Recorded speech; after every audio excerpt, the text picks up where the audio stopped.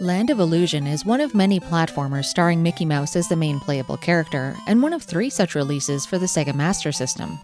I grew up renting World of Illusion for the Sega Genesis and adored its whimsical fantasy overtones, so I came to Land of Illusion with similar expectations. What's tucked away inside of this cartridge delivered all that I hoped it would, and then some. The plot gets rolling with Mickey falling asleep reading a book, but he soon finds himself teleported to a dreary fairy tale village. The manual describes Mickey saving a woman from being hauled away by monsters, which is followed by the conversation that we see in the opening story panels.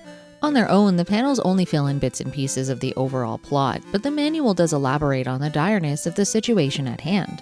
After Mickey insults his new friend by commenting on how creepy her village is after she was almost kidnapped, we learn that an evil phantom has stolen a crystal that protects the villagers and keeps all magic in the land balanced. In its absence, the bad magic has crept in, transforming the world into a very gloomy and dark place.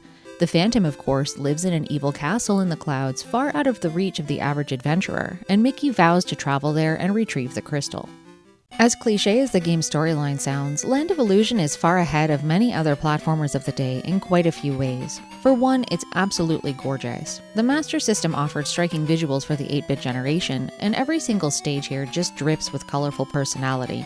There are 14 stages in total, and they're all visually distinct from one another, taking you underwater, through deserts and forests, and eventually into the clouds.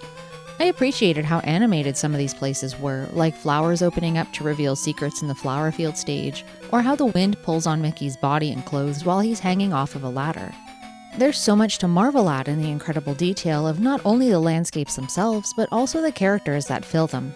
I could go on for a long while about how expressive all of Mickey's character animations are, but it doesn't just stop there. The enemies are all extremely charming, and although some of them get repeated throughout multiple areas, they really add even more wonderment to the scenes.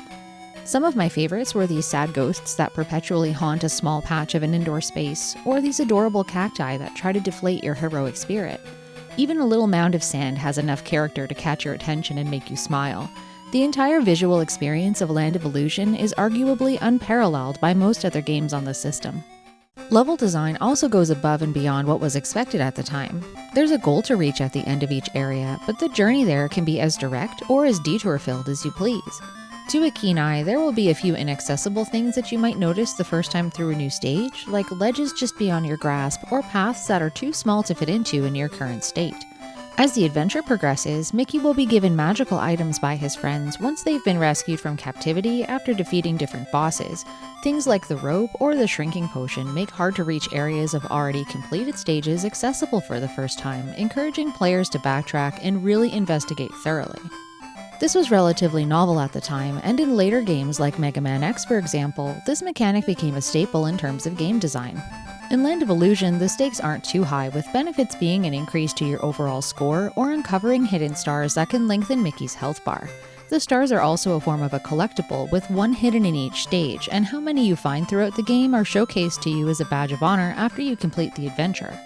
It's perfect for the kind of person that appreciates a completionist challenge, and it gives the game a lot of great replay value.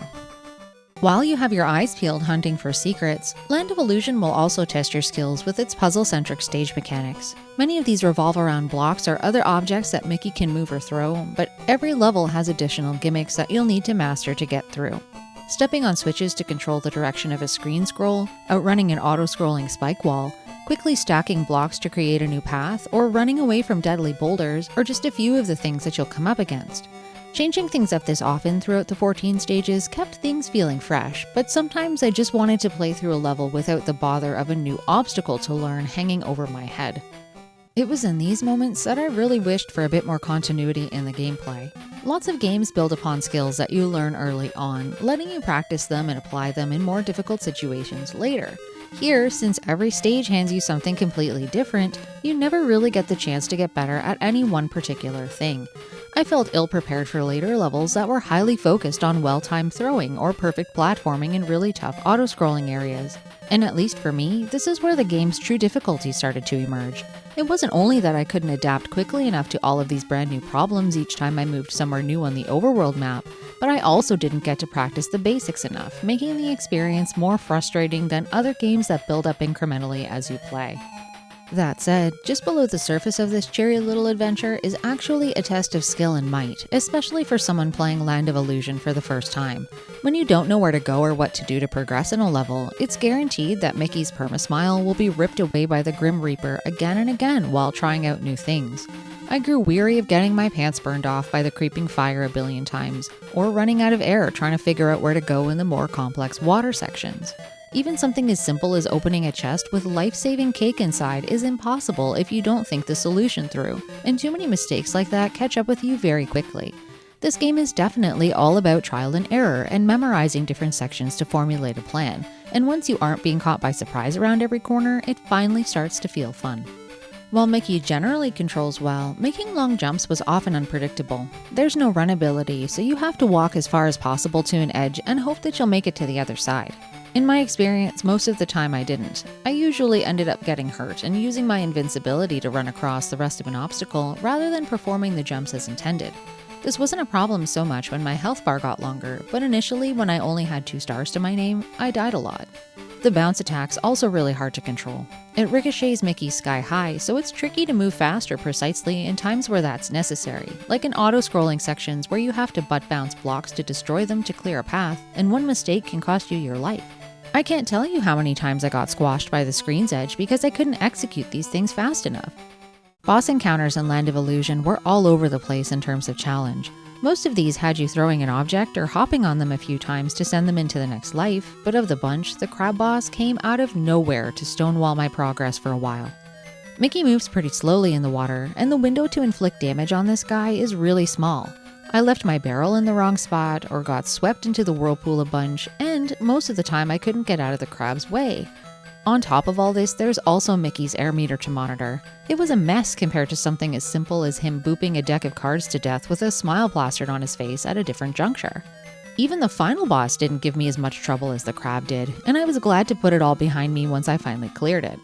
After each boss falls, there are some delightful cameos from Mickey's friends who give you items or advice, or fill you in on more of the story. These interludes fan the plot's flame enough to keep it burning.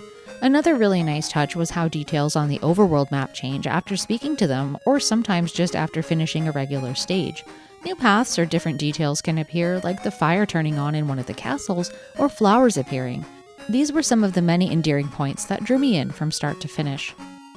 Land of Illusion is a high-caliber platformer installment on a gaming console already teeming with them, and considering how big of a staple Disney was worldwide in the 1990s, it's astonishing that this game was never released in North America, at least not on the Master System.